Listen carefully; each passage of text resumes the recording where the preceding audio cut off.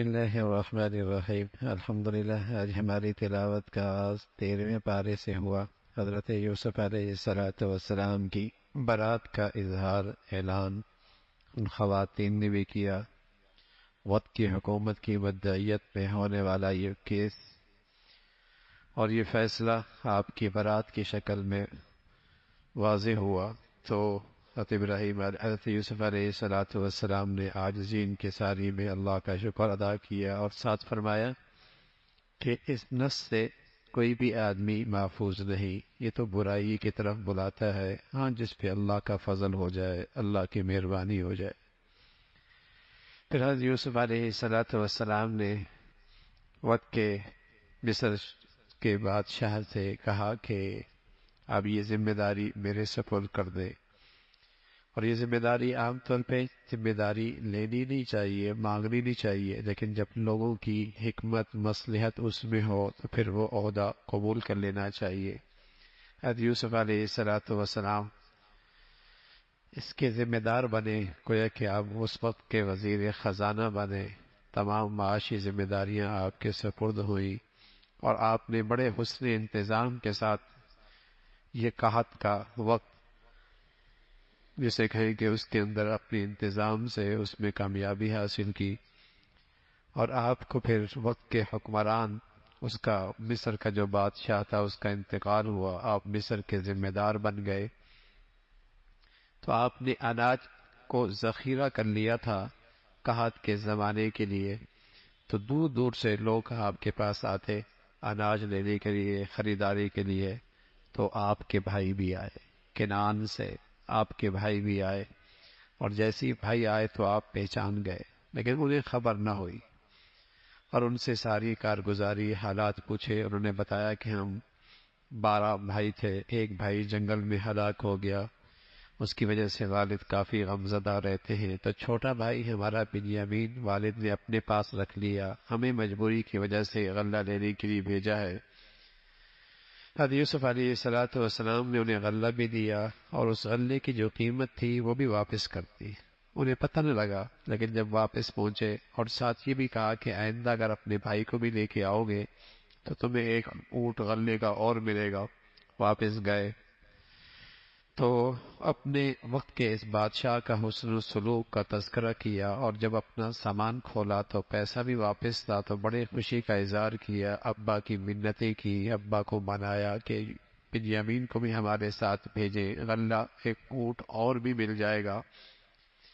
والد پہلے بڑے غم زدہ تھے، تکلیف میں تھے، کہا پہلے بھی میں نے تم پر اعتماد کیا ہے لیکن تم نے میرے اعتماد کو ٹھیس پہنچائی ہے، لیکن بچوں کا بہت اصرار بنیامین کو ساتھ لے دیا۔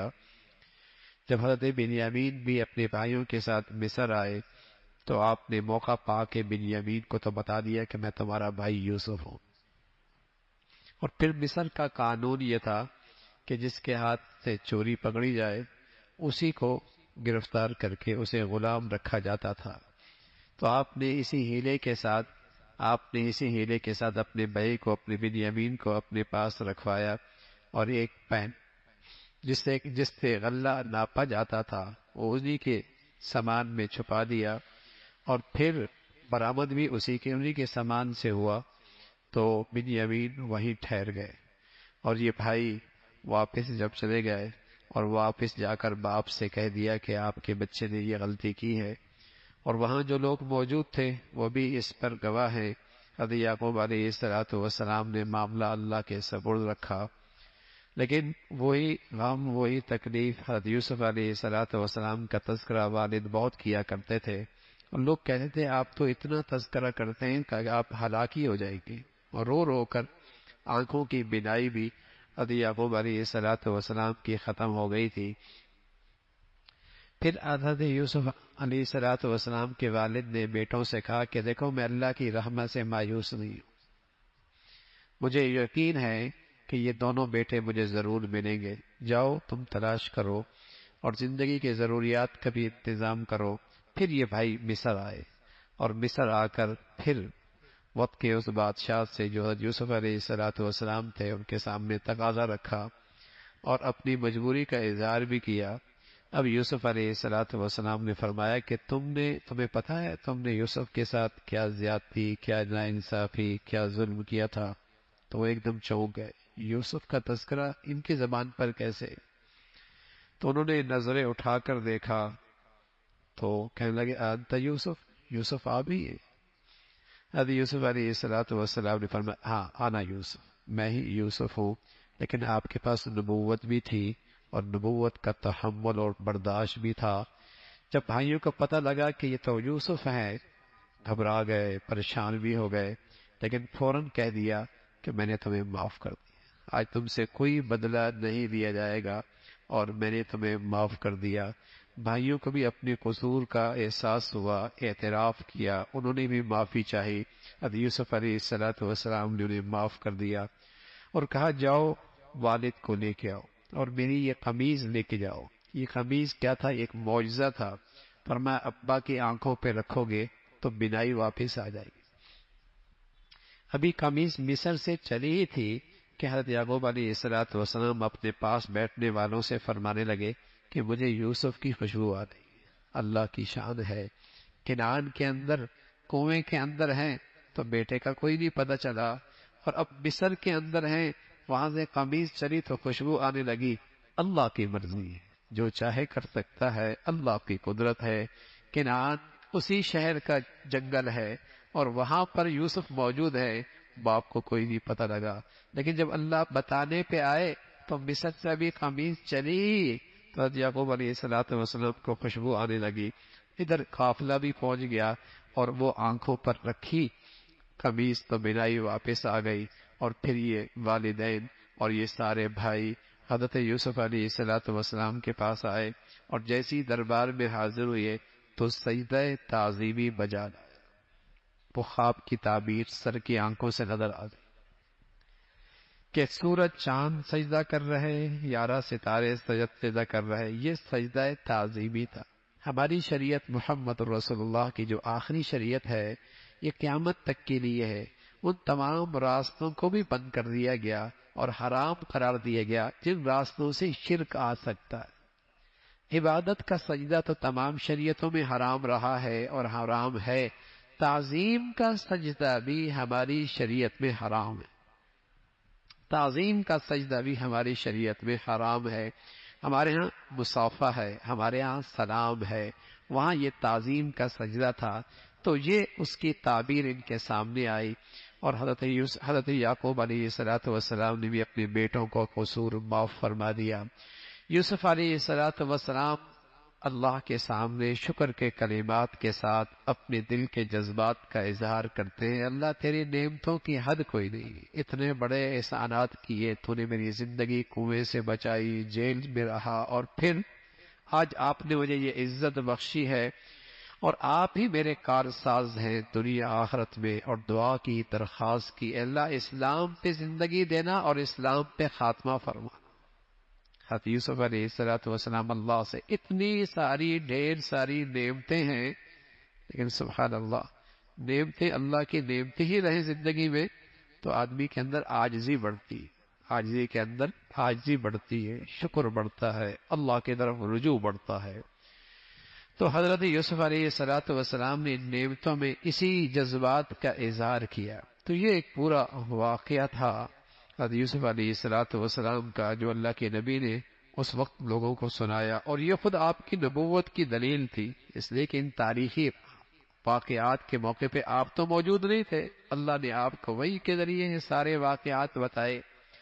اور اس واقعے میں بہت بڑا سبق کہ بسا اوقات کوئی مصیبت بھی کسی بڑی نعمت کا ذریعہ بن جاتی، آزمائش بھی بسا اوقات کوئی بہت بڑی نعمت کا ذریعہ بن جاتی ہے، اور پھر صبر اور تقوی یہ کبھی ضائع نہیں ہوتا، صبر اور تقوی کبھی ضائع نہیں ہوتا۔ آپ کے حضرت یوسف کی زندگی میں آپ کو دونوں چیزیں نظر آئیں گی، صبر اور تقوی، آپ کو یہ کبھی ضائع نہیں ہوتی، اس کا ثمرہ ضرور ملتا ہے، صبر کا، تقوی کا۔ اور پھر کس طریقے سے سبق ملا کہ بھائیوں میں بھی اگر حسد پیدا ہو جائے تو بڑے افسوسناک واقعات پیش آ جاتے ہیں، اس کا تذکرہ فرمایا۔ اور پھر کس طرح مرد عورت کی خلوت آدمی کو فتنوں میں مبتلا کر دیتی ہے. زلیخا کو خلوت نہ ملتی، تنہائی نہ ملتی تو اس برائی کا منصوبہ بندی بھی نہ کرتی، اس برائی کی منصوبہ بندی بھی نہ کرتی اگر خلوت نہ ملتی. اس لیے ہماری شریعت میں فرمایا مرد کا اجنبی عورت کے ساتھ خلوت اور تنہائی حرام ہے، حرام. لیکن اب تو پتہ نہیں کیا ہو گیا مسلمانوں کو، جوان بچیاں تنہائیوں میں ٹیوشن پڑھ رہی ہوتی ہیں، جوان بچے تنہائیوں میں غیر اجنبی عورتوں کے بچیوں کے ساتھ بیٹھ کے پڑھ رہے ہوتے. حضور علیہ الصلوۃ والسلام مرد عورت کی تنہائی میں اگر دونوں ہیں تیسرا شیطان ہو، تیسرا شیطان ہو، تیسرا شیطان ہو.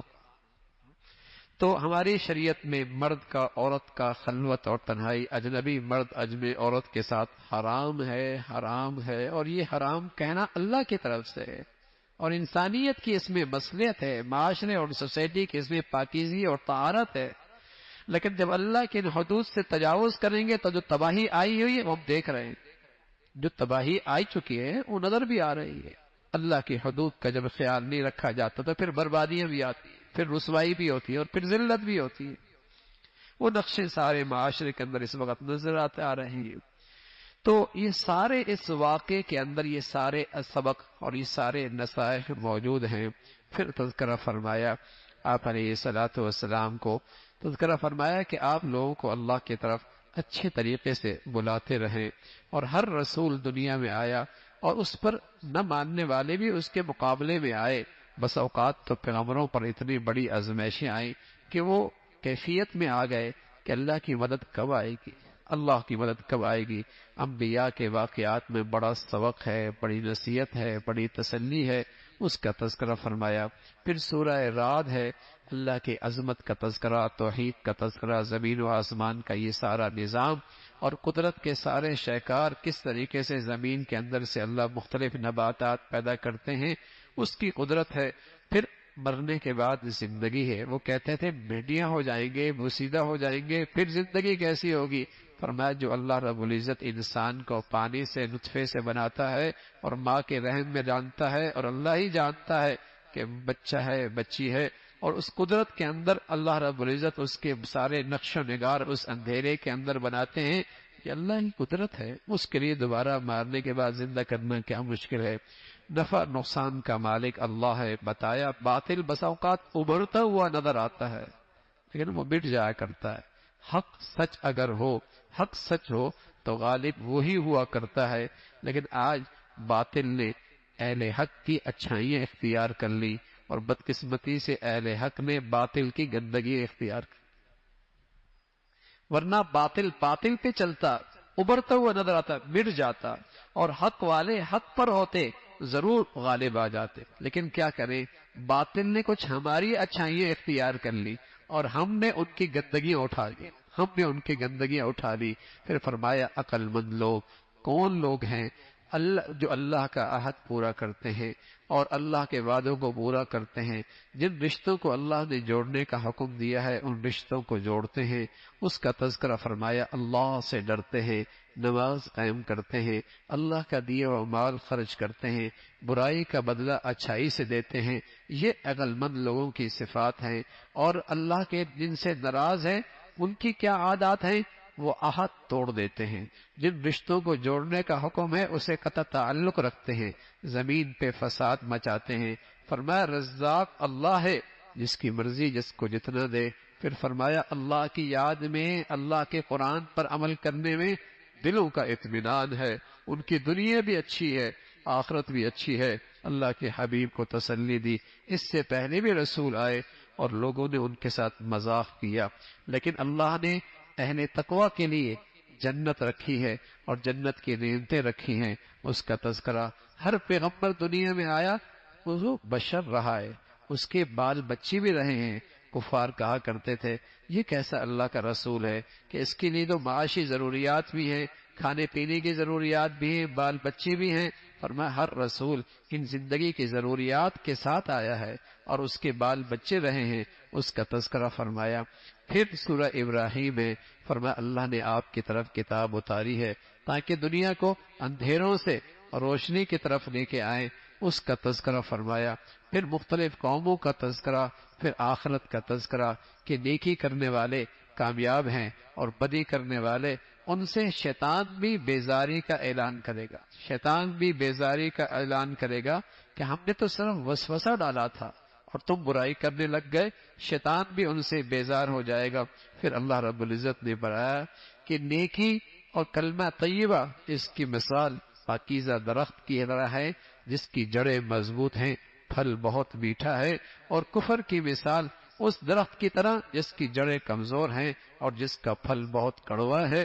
اللہ کی عظمت اور بڑائی کا تذکرہ فرمایا، آسمان اور زمین کا یہ پیدا کرنا، رات دن کا یہ آنا، یہ سب اللہ کی قدرت کا شہکار ہے۔ اور پھر خاص طور پہ حضرت ابراہیم علیہ السلام کا تذکرہ فرمایا، جب آپ شام سے اپنے بچوں کو لے کر مکہ مکرمہ پہنچے، اور مکہ مکرمہ میں ایک وادی ذی زر جہاں کالے پہاڑ تھے اور جہاں زندگی کا کوئی سامان نہیں تھا اور آدم نام کی کوئی چیز نہیں تھی، اللہ کے حکم پر اپنے بچوں اور اپنی اہلیہ کو وہاں چھوڑ کر واپس جانے لگے، اور پہاڑ کے اوٹ میں جا کر پھر اللہ سے دعا کی۔ پھر اللہ کا حکم تھا اپنے بچے کو اور اپنی اہلیہ کو وہاں چھوڑ دو، اور جب چھوڑ کے جانے لگے تو اہلیہ پوچھنے لگی کیوں چھوڑ کے جا رہے؟ خاموش۔ پھر پوچھا کیوں چھوڑ کے جا رہے؟ پھر خاموش۔ جواب کا حکم تھا خاموش رہنا۔ اس خاتون نے کہا اللہ امرک، یہاں چھوڑنے کا حکم تمہیں اللہ نے دیا ہے؟ تو حضرت ابراہیم علیہ السلام نے ہاں میں سر ہلایا۔ جیسی ہاں میں سر ہلایا تو وہ خاتون فوراً کہنے لگی اذا لا یضیعنی، اگر اللہ کا حکم ہے نا اللہ ہمیں ضائع نہیں کرے۔ کیا ایمان ہے، کیا یقین ہے، کیا اللہ پر اعتماد ہے۔ ہاں چھوٹا سا مشکیزہ ہے، اس میں پانی ہے، چھوٹا سا تھیلا ہے، اس میں کھجوریں ہیں، دودھ پیتا بچہ ہے اور ماں ہے، اور اس وادی کے اندر اکیلے زندگی کیسے گزرے گی؟ لیکن جب یہ خیال آیا کہ اللہ کا حکم ہے تو اللہ کی حکم کی تعمیل میں ہلاکت نہیں ہے، نجات ہے، ناکامی نہیں ہے، کامیابی ہے۔ یہ یقین آ جائے نا، آج اللہ کا ہر حکم پورا کرنا آسان ہو جائے۔ آج مسلمان گھبراتا ہے دین پہ چلیں گے تو کہیں ایسا نہ ہو زندگی مشکل ہو جائے۔ دین زندگی مشکلات کے لیے نہیں آیا، دین تو زندگی سے مشکلات ختم کرنے کے لیے آیا۔ دین ذلت دینے کے لیے نہیں آیا، عزت دینے کے لیے آیا۔ دین ناکامی کے لیے نہیں آیا، کامیابی کے لیے آیا۔ لیکن اعتماد ہو، اللہ پر اعتماد ہو تو اس کے حکموں کی اہمیت ہو۔ تو وہ خاتون کہنے لگی اذا لا یضیعنی، اللہ ہمیں ضائع نہیں کرے۔ اور پھر دنیا نے دیکھا اس خاتون کا اللہ کی ذات پہ یقین اور اعتماد کہ اللہ نے وہاں ایسا پانی جاری فرمایا، ایسا پانی جاری فرمایا کہ ساری دنیا وہاں سے پانی لے رہی، پانی ختم ہی نہیں ہو رہا۔ اس میں اللہ رب العزت نے ہر قسم کی شفا رکھ دی، ہر قسم کی غذا رکھ دی۔ حضور علیہ السلام فرمایا کرتے تھے ماء زمزم لما شرب لہ، زمزم کا پانی جس مقصد کے لیے پیو گے اللہ اس پانی سے وہ مقصد پورا کر دے۔ بس یقین کی بات ہے، بات تو نبی کی سچی ہے، یقین جتنا ہوگا اتنا اس پانی سے فائدہ اٹھائے گا۔ ماء زمزم لما شرب لہ، جس مقصد کے لیے پیا یہ زمزم کا پانی اس کے کام آئے گا اور اس کو نفع دے گا۔ تو یہ باپ ماں اور بیٹا اس جنگل میں اور اس وادی میں، حضرت ابراہیم علیہ السلام بھی آخر بیٹا تھا، لخت جگر تھا، اہلیت تھی، زندگی کی رفیقہ حیات تھی۔ تو جب پہاڑ کی اوٹ میں چھوڑ کے جب پہاڑ کی اوٹ میں آئے تو ہاتھ کھڑے کر دیے، ہاتھ پھیلا دی اللہ کے سامنے اور دعا کی ربنا انی اسکنت من ذریتی بواد غیر ذی زرع عند بیتک المحرم، اے اللہ تیرے گھر کے سامنے اپنے بچوں کو چھوڑ کے جا رہا ہوں تاکہ یہ تیری بندگی اختیار کریں، تیری بندگی اختیار کریں، تیری نماز پڑھیں، تیرا فرما بردار ہو۔ ہاں ان کی معاشی ضرورت بھی پورا کرنا آپ کا کام ہے، ان کی معاشی ضروریات کو پورا کرنا بھی آپ کا کام ہے تاکہ یہ تیرے شکر گزار رہے۔ یہ ہے ایک باپ کی دعا اپنی اولاد کے لیے، اور یہ ایک فکر ہے ایک باپ کی اپنے گھر والوں کے لیے، یہ ایک فکر ہے ایک گھر کے سربراہ کی اپنے گھر والوں کے لیے۔ کیا فکر ہے؟ پہلے اللہ کی بندگی، بعد میں معیشت۔ لیکن آج مسلمان پہلے معیشت بعد میں بندگی، بلکہ بندگی کسی فہرست میں ہے ہی نہیں۔ بندگی اور فرما برداری آج فہرست میں ہے ہی نہیں، بس معاش معاش معاش، معیشت معیشت۔ ایک گھر کا سربراہ، ایک والد، ایک گھر کا بڑا، اس کی ذمہ داری اولاد کے لیے، گھر والوں کے لیے پہلی کیا ہے؟ اللہ کی بندگی۔ پھر دوسری فکر ہے ہاں اے اللہ ان کے معاش کا بھی انتظام فرما دے۔ یہ ہے نبی کی دعا۔ نبی کی دعا نصیحت ہوتی ہے، نبی کی دعا انسانیت کے لیے پیغام ہوتا ہے کہ تم بھی اپنی زندگی کی ترجیحات یہ رکھو، تم بھی اپنی زندگی کی ترجیحات یہ رکھو اپنی اولاد کے لیے، اپنے گھر والوں کے لیے، پہلے ان کی اللہ کی فرما برداری کی فکر کرو، اللہ کی بندگی کی فکر کرو، ہاں پھر معاش اور معیشت کی بھی فکر کرو۔ اس کا تذکرہ فرمایا۔ ابراہیم علیہ الصلوۃ والسلام کی دعائیں ہیں، اپنے لیے کی اور تمام ایمان والوں کے لیے کی۔ پھر اللہ رب العزت نے فرمایا کہ دنیا میں میرے نافرمان بھی ہیں اور ظالم بھی ہیں، لیکن یہ نہ خیال کرے کہ اللہ رب العزت ان سے غافل ہیں، سب اللہ دیکھ رہا ہے، لیکن اللہ انہیں ڈھیل دیتا ہے، پکڑیں گے، اللہ پکڑیں گے۔ اللہ کا وعدہ، اللہ اپنے وعدے کے خلاف نہیں، قیامت آئے گی اور قیامت کا وہ منظر، مجرم کی سزا اور اس وہاں کی جسے کہیں گے تکالیف، اس کا تذکرہ فرمایا۔ فرمایا وہ دن آنے والا ہے اور جلد حساب ہونے والا ہے۔ اللہ رب العزت ایمان اور ایمان کی زندگی اور اس میں خاتمہ نصیب فرمائے۔